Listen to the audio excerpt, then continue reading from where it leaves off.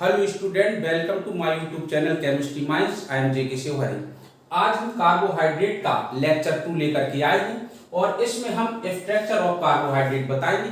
और वो सभी स्ट्रक्चर नहीं बताएंगे, लेकिन जो आपके लिए बहुत ही महत्वपूर्ण स्ट्रक्चर है वो बताएंगे। जैसे आपको मोनोसैकेराइड में ग्लूकोज, फ्रक्टोज, गैलेक्टोज, ये 3 मोनोसैकेराइड है। मोनोसैकेराइड तो बहुत है, राइबोस है, डीऑक्सीराइबोस, बट इन 3 के स्ट्रक्चर बताएंगे जो कि आपको यूजफुल है और इनसे बहुत ही क्वेश्चंस आते हैं।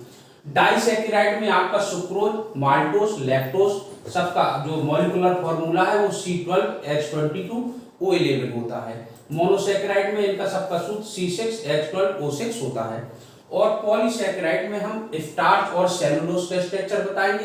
टाइम मिला तो ग्लाइकोजन का भी स्ट्रक्चर बताएंगे। अब आप बारी बारी से इसको देखते हैं। सबसे पहले आप मोनोसैकेराइड में देखें ग्लूकोज, फ्रक्टोज और गैलेक्टोज को। तो सब देखो, चाहे वो ग्लूकोज हो, चाहे फ्रक्टोज हो, चाहे गैलेक्टोज हो, सबका मॉलिक्यूलर फार्मूला तो यही। अच्छा, तो इसका संरचना सूत्र क्या बनेगा? तो जो कुछ केमिकल प्रॉपर्टीज है हमारी, वह केमिकल प्रॉपर्टीज का जब हम स्टडी करते हैं तो हमें जानकारी मिलती है कि इसका संरचना सूत्र क्या हो सकता है।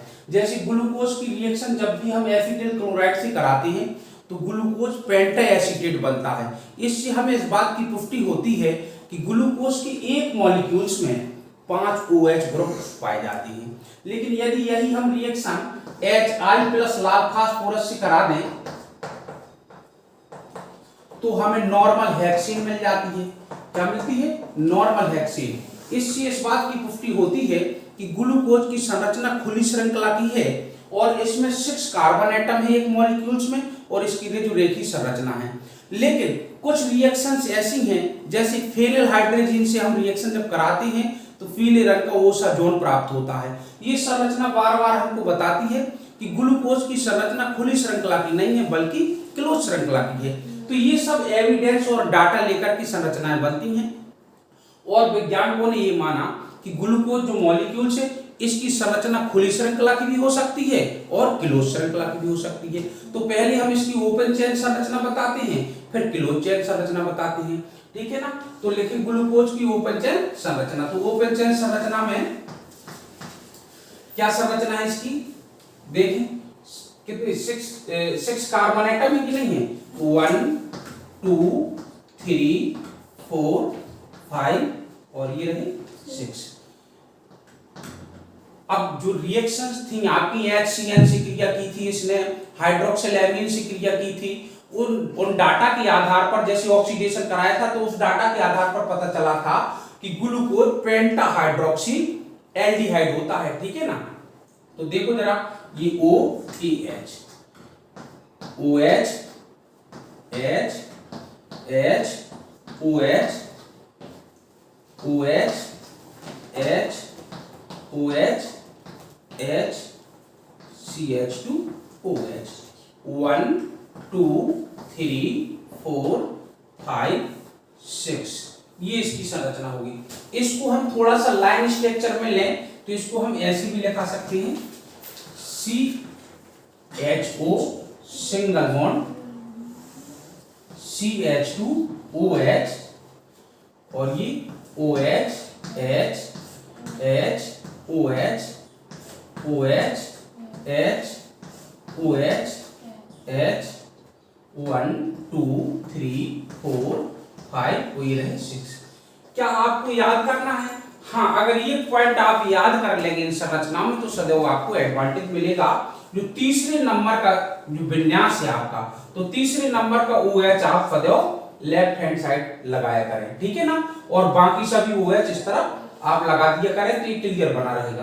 तो ये संरचना को हम ऐसे भी लिख सकते हैं। अब आप इस पे चेक कीजिए, ये ओपन चेन संरचना है। अब ओपन चेन संरचना जो ग्लूकोज की होती है बेटा, ये 2 टाइप की होती है। एक तो होती है अल्फा डी ग्लूकोज और एक होती है बीटा डी ग्लूकोज, ठीक है ना। अच्छा, इसमें 2 शब्द आए हैं आपके, अल्फा और बीटा, ठीक है ना। और डी ग्लूकोज दोनों में कॉमन है। तो डी कैसे पहचानेंगे हम, अल्फा कैसे पहचानेंगे, बीटा कैसे पहचानेंगे, इस चीज को आप गौर कर लें। कभी कभी कुछ स्टूडेंट इसमें कंफ्यूज रहते हैं कि ये डी तुम्हारे रोटेशन को बताता है, ये डी तुम्हारे रोटेशन को नहीं बताता है, बल्कि डीएल नोमेनक्लेचर करने की एक सिस्टम, एक पद्धति है। तो डीएल एक सिस्टम है और डी है कि एल है, ये डी और एल आपने विन्यास पढ़ा हो, तो डी है या एल है, इसको हम कैसे जानेंगे? ये सदैव काउंटिंग करने के बाद देखा करो, जो लास्ट कायरल एटम है, अंतिम कायरल एटम, अंतिम कायरल एटम ये निर्णय लेगा कि डी है कि एल है, और जो पहला कायरल एटम है ये निर्णय लेता है कि अल्फा है कि बीटा है। ठीक है ना? तो सर हम कैसे जानेंगे ये डी है कि एल है? तो आप देखिए, केवल ये कंसेप्ट जो मैं दे रहा हूं ये केवल ग्लूकोज फ्रक्टोज की संरचना के लिए नहीं है, आपने फर्स्ट सेम में पढ़ा होगा, सब जगह ये लागू होगा कि अंतिम कायरल एटम में जो फर्स्ट प्रायोरिटी ग्रुप है, बड़ी प्रायोरिटी ग्रुप है, अगर वो तुम्हारा दाएं हाथ तरफ है तो वो तुम्हारा क्या होगा? डी होगा। और यदि ये ग्रुप तुम्हारा बाएं हाथ तरफ होता, OH से मतलब नहीं है, जिसकी प्रायोरिटी फर्स्ट हो, फर्स्ट प्रायोरिटी का ग्रुप यदि दाएं हाथ तरफ है तो वो डी होगा, और यदि बाएं हाथ तरफ है तो एल होगा। आई होप आपको सबको समझ में आ गया होगा ये। तो डी और एल कहां से डिक्लेयर करते हैं हम लोग? डी और एल का डिक्लेयर करते हैं हम अंतिम कायरल एटम से। तो ये डी है और क्या है? ग्लूकोज है, तो ग्लूकोज तो हो जाएगा डी ग्लूकोज। क्लियर हो गया? अच्छा, अब ये संरचना तुम्हारी अल्फा की है कि बीटा की है? तो देखो, पहला कायरल एटम ही है, कायरल एटम के बारे में सब लोग जानते हैं। तो पहला कायरल एटम ये है, तो पहली कायरल एटम में जो फर्स्ट प्रायोरिटी का ग्रुप है, यानी कि तुम्हारे शब्दों में हम कह सकते हैं जो बड़ा ग्रुप है, फर्स्ट प्रायोरिटी का ग्रुप, फर्स्ट प्रायोरिटी का जो ग्रुप है, अगर तुम्हारा दाएं हाथ तरफ है तो वो किसका सूत्र है? अल्फा का है, और यदि ये बाएं हाथ तरफ होता तो बीटा का है। तो ये जो हमारी ग्लूकोज की संरचना है, ओपन चेन संरचना है, ये क्या है? Alpha D glucose. I hope आपको ओपन चेन संरचना समझ में आ गई होगी, क्लियर होगी। अगर बीटा डी ग्लूकोज की संरचना बनाना है तो देखिए, यही हम जो है बीटा डी की संरचना बनाते हैं। देखिए, ये CHO CH2OH 1 2 3 और ये रहा 4 और दिस इज 5। ठीक है ना? अच्छा, अब देखो जरा, ये OH इधर है, H OH OH H H, यदि ये OH ग्रुप तुम्हारा इधर आ जाए, ऐसे आ जाए, तो देखो ये पहला कायरल एटम है और ये अंतिम है, तो अंतिम में OH इधर रहा ना, तो D तो है ये। अच्छा, ये OH ग्रुप किस तरफ आ गया? बाईं ओर, इसलिए इसका नाम क्या पड़ जाएगा? बीटा। और डी नाम कहां से पड़ा? इधर से, तो बीटा डी और ग्लूकोज। आई होप आपको बिल्कुल क्लियर होंगी दोनों। ओपन चेन दो संरचनाएं होती हैं, ग्लूकोज की ओपन चेन दो संरचनाएं होती हैं, एक का नाम है अल्फा डी ग्लूकोज और एक का नाम है बीटा डी ग्लूकोज। डी शब्द कहां से आया? अंतिम कायरल एटम से, और अल्फा बीटा शब्द सदैव कहां से आता है? पहली कायरल एटम से। क्लियर हो गया?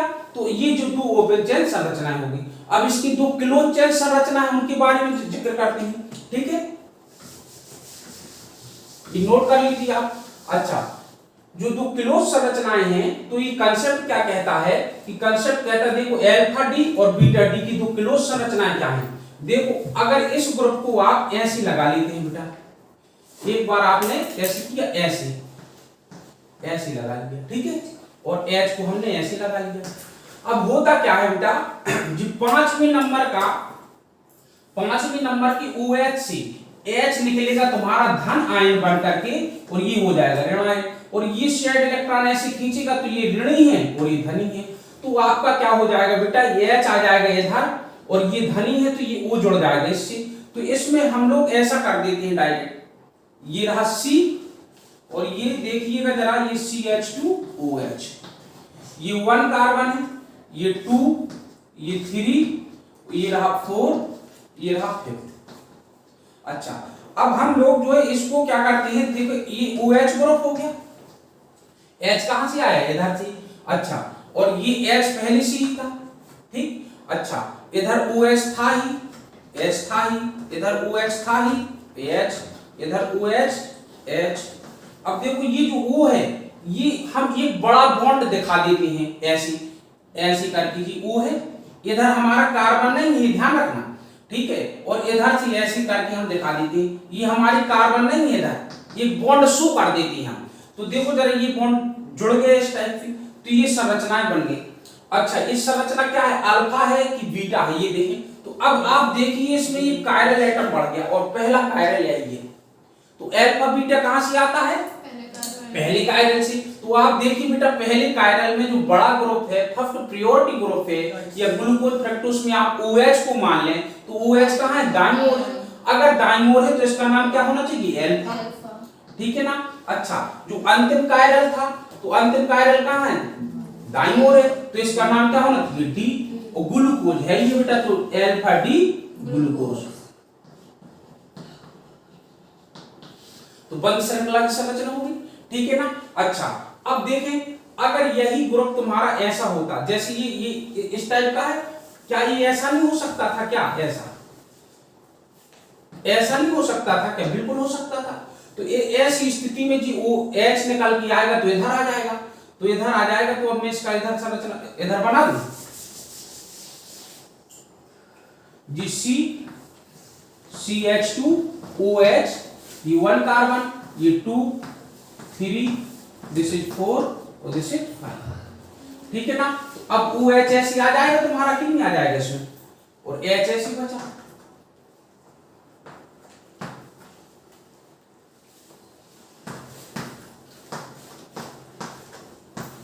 सभी OH आप इस तरफ लगा दें 3 नंबर को छोड़ करके।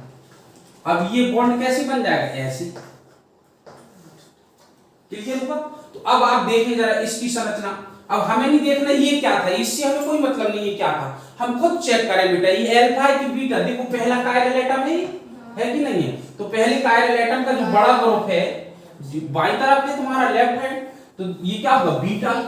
अच्छा, जो अंतिम वाला है, तो अंतिम इस तरफ था तुम्हारा, तो ये क्या होगा, डी। और ग्लूकोज है ये आपका। तो ये दो बंद श्रृंखला की संरचनाएं हैं, अल्फा डी ग्लूकोज तथा बीटा डी ग्लूकोज। आपको समझ में आया होगा। अब मैं इसमें से आपको कुछ क्वेश्चंस ऐसे बताता हूं जो आपके माइंड को एक्टिव करेंगे, ठीक है ना। वो क्या है, देखिए, क्या आपके माइंड में ये नहीं आया है कि सर जी एच इधर से क्यों निकला, इधर से निकल जाता तो, अगर इधर से निकल जाता तो ऐसी संरचना भी बन जाती, इधर से निकल जाता तो ऐसी संरचना बन जाती। ऐसा क्या रीजन है सर कि केवल पांचवें नंबर के OH का H निकला, सर इधर का निकाल देती तो क्या होता। क्या क्वेश्चन से ऐसा बनता है कि नहीं बनता, यही वाला क्यों बना, ठीक है ना। तो इसका आंसर क्या होगा बेटा, देखिए, जब ये OH से H ग्रुप निकलता है तो इसकी क्लोज संरचना बन जाती है, यानी बंद श्रृंखला की संरचना बन जाती है। तो बंद श्रृंखला के बाद कितने मेंबर रिंग बनी है, तो बायर एक थ्योरी होती है, बायर ने एक सिद्धांत दिया था कि 3 मेंबर रिंग सबसे कम स्थायी होती है, 3 मेंबर रिंग सबसे कम स्थायी, इससे ज्यादा 4 मेंबर रिंग स्थायी होती है, इससे ज्यादा कौन सी 7 मेंबर रिंग, इससे ज्यादा 5th मेंबर रिंग, और सबसे ज्यादा स्टेबल होती है 6 मेंबर रिंग, ठीक है ना। तो जब भी मॉलिक्यूल्स ओपन चेन से क्लोज चेन में कन्वर्ट होता है तो उसका प्रयास यही रहता है कि 6 मेंबर रिंग बन जाए। अगर 6 नहीं बन सकती है तो 5 मेंबर बन जाए, और 5 नहीं बन सकती है तो फिर 7 बन जाए। तो देखो, अगर मैं इधर का OH ले जाता तो मेरी ये 7 मेंबर रिंग बन जाती, जो कि 6 मेंबर की कंपैरिटी में बहुत कम स्थायी है। इसलिए हमारे मॉलिक्यूल्स ने क्या प्रयास किया कि 6 मेंबर रिंग बनाया। अगर मैं इधर कर देता तो 5 मेंबर रिंग बनती, इधर का OH कर देता तो कितनी बनती, 4 मेंबर। तो हम इस टाइप का ही क्यों आया, मोर स्टेबिलिटी गेन करने के लिए। प्रत्येक मॉलिक्यूल चाहता है कि जब वो ओपन से क्लोज चेन में जाएगा तो वो मोर स्टेबल रिंग को निर्माण करना चाहता है। तो 6 मेंबर रिंग बनने के कारण 5वें नंबर के OH से ही ऐसा होगा। तो आपने देखा कि ये 2 संरचनाएं बन गई, दो क्लोज संरचनाएं बन गई। एक का नाम है अल्फा डी ग्लूकोज, एक का नाम है बीटा डी ग्लूकोज। अब इस संरचनाओं से, इन दोनों संरचनाओं से इसकी 2 संरचनाएं और बनती हैं जिनका नाम होता है पाइरिनोस संरचना। क्या नाम होता है, पाइरिनोस। अच्छा, इनका नाम पाइरिनोस ही क्यों पड़ा, फ्रक्टोज की अभी संरचना पढ़ोगे तो उसमें आएगा प्यूरानोस संरचना। तो पाइरिनोस संरचना इसलिए आई क्योंकि आप देखिए 1 2 3 4 5 6 मेंबर है, ये पाइरीन रिंग होती है जी, पाइरीन रिंग है आपकी, ठीक है ना। ये पायरीन रिंग इस टाइप की होती है, ये पायरीन। और इस पायरीन का जो फ्रेम है उसको लेकर के जो संरचनाएं बनती हैं, इसलिए इसको क्या कहा हमने, पाइरानोस संरचना कहा। तो देखो पहले इसकी बना दूं मैं और फिर इसकी। तो क्लोज श्रृंखला की दो संरचनाएं और बनेंगी, क्लोज चेन की दो संरचनाएं और बनेंगी जिनको हम कहेंगे पाइरानोस संरचना। तो पहले हम अल्फा डी बना फिर बीटा। अगर आपको ये चीजें बनने लगी हैं तो ये संरचना बहुत आसान है। तो देखो सबसे पहले मैं 6 मेंबर एक रिंग बना दूं,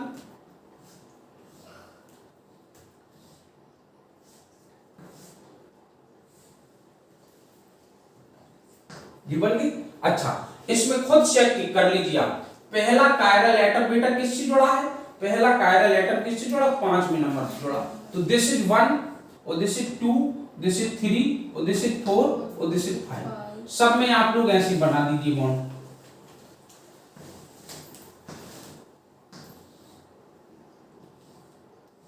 ठीक है। अब देखो 1 नंबर को देखिए, 1 नंबर में 5 नंबर 1 और 5 के बीच क्या है, O है, तो ये जुड़ चुका है। और क्या जुड़ा है, देखो दाएं तरफ OH है और बाएं तरफ H है, तो जो ग्रुप तुम्हारे दाएं तरफ लगे हैं वो डाउन में आ जाएंगे। ठीक है ना। देखो तो ये OH हो गया और ये H हो गया। दूसरे नंबर को देखो, दाएं तरफ OH है तो इधर आ जाएगा OH, इधर आ जाएगा H। तीसरे नंबर में देखो इधर चला जाएगा OH और इधर आ जाएगा H। चौथे नंबर में देखो, देखो OH नीचे आ जाएगा, H चला जाएगा। 5वें नंबर में देखो, 5वें में H इधर कर दीजिए आप। अच्छा इधर लगा, ये 5वां नंबर है ना, तो तुम ऊपर भी इसको कर सकते हो, नीचे भी कर सकते हो, 5 में से कोई अंतर नहीं पड़ना है आपका। और जी वाला ग्रुप है, देखो जी ऊपर दिखा देती है। ऐसा हम क्यों कर देते हैं, हिंड्रेंस को बचाने के लिए कर देते हैं, क्योंकि अंदर रखेंगे तो हिंड्रेंस पैदा करेगा वो, तो ऊपर रख देते हैं CH2OH, वो अपने आप ऊपर की ओर जाएगा संरचना के अकॉर्डिंग। तो ये 6 हो गया। अच्छा अब तुम खुद बताओ बेटा ये अल्फा डी ग्लूकोज की संरचना है कि नहीं है, लेकिन चूंकि पाइरिनोस संरचना तो ये क्या कहलाया, अल्फा डी ग्लूको पाइरानोस।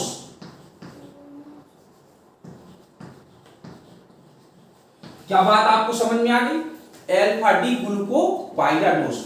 अब आप देखें जरा, अगर हमें ये वाली संरचना बनाना है तो इसको मैं इधर थोड़ा सा जगह बनाता हूं, बिल्कुल वही।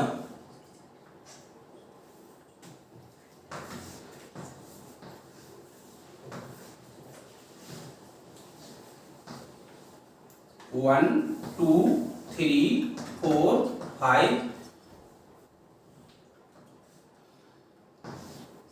बिल्कुल सिंपल है, बहुत ही सरल। देखें अब इसमें अगर मुझे बीटा डी ग्लूकोपाइरानोस बनाना, तो बीटा डी में देखो जरा क्या है, पहले नंबर का OH कहां है, हाँ तो ये ऊपर चला जाएगा बस, और कोई अंतर ही नहीं है। H दूसरे नंबर में H OH H OH H और जी CH2OH, ये 6 अब खुद देख लीजिए, देखो जरा ये क्या है तुम्हारा, बीटा डी ग्लूकोपाइरानोस।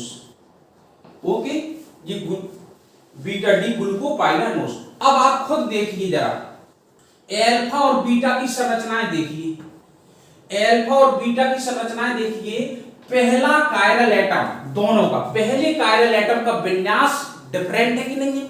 जब केवल और केवल एक कायरल एटम का विन्यास ही भिन्न हो और वो भी पहले वाले का, तो ऐसे पेयर सदैव क्या कहलाते हैं बेटा, एनोमर्स। तो ये एक दूसरे के क्या हैं, ये एक दूसरे के क्या हैं, एनोमर्स।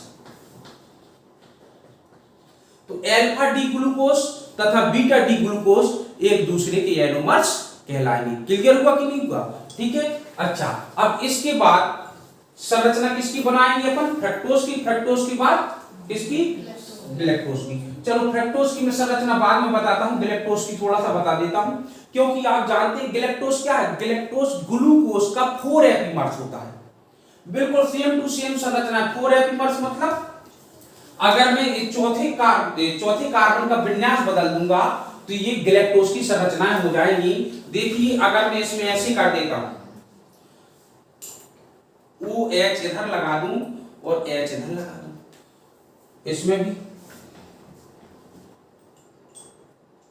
OH इधर लगा दूं और H इधर लगा दूं, ठीक है ना। तो ये दोनों संरचनाएं फिर किसकी हो गई, ग्लूकोज की जगह किसकी हो गई, गैलेक्टोज की। ये दोनों संरचनाएं किसकी होंगी, गैलेक्टोज की। अच्छा अब इसमें भी देख लीजिए, केवल इसका विन्यास भर भिन्न है, बाकी तो जो होगी। तो ये दोनों भी एक दूसरे के एनोमर्स कहलाएंगे, लेकिन ये संरचनाएं किसकी बनी है, देखो चौथा कार्बन का विन्यास बदल गया तो ये गैलेक्टोज की संरचनाएं बन गई। तो ये कहलाया बीटा डी गैलेक्टोपाइरोस, पाइरानोस, और जी कहलाएगी अल्फा डी गैलेक्टोपाइरानोस। आई होप आपको बिल्कुल क्लियर हो गया होगा। अच्छा अब आपका चूंकि टाइम हो रहा है इसलिए मैंने ये दो की संरचना क्लियर कर दी है। नेक्स्ट लेक्चर में मैं आपको फ्रक्टोज की संरचना लेकर के आऊंगा, और फ्रक्टोज की संरचना और ग्लूकोज की संरचना आप जान चुके तो आपको पता होगा कि इफ जो तुम्हारा सुक्रोज मॉलिक्यूल्स है वो ग्लूकोज तथा फ्रक्टोज से मिलकर के बना होता है, और जितनी भी अब मॉलिक्यूल्स मिलेंगे चाहे वो माल्टोस हो, चाहे वो लैक्टोस हो, चाहे वो स्टार्च हो, तो इन्हीं यूनिट्स की मदद से वो मिलकर के बने हैं। तो अगर आपको इन तीनों की संरचनाएं बिल्कुल क्लियर हो जाती हैं तो सभी की संरचनाएं अपने मन से क्लियर हो जाएगी। मैं इसमें एक चीज की और थोड़ा सा जिक्र करना चाहता हूं, 2 मिनट लगेंगे बस। वो क्या है आपका, वो है इधर हेमी एस्टर बॉन्ड।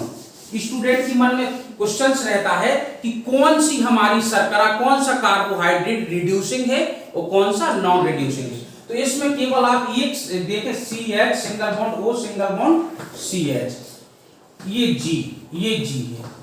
तो देखो इस टाइप का अगर बॉन्ड है तुम्हारी, और अगर G के स्थान पर F G equal to OH, कोई भी G के स्थान पर एक भी OH आ गया तो वो बॉन्ड हेमी एस्टर बॉन्ड कहलाने लगता है।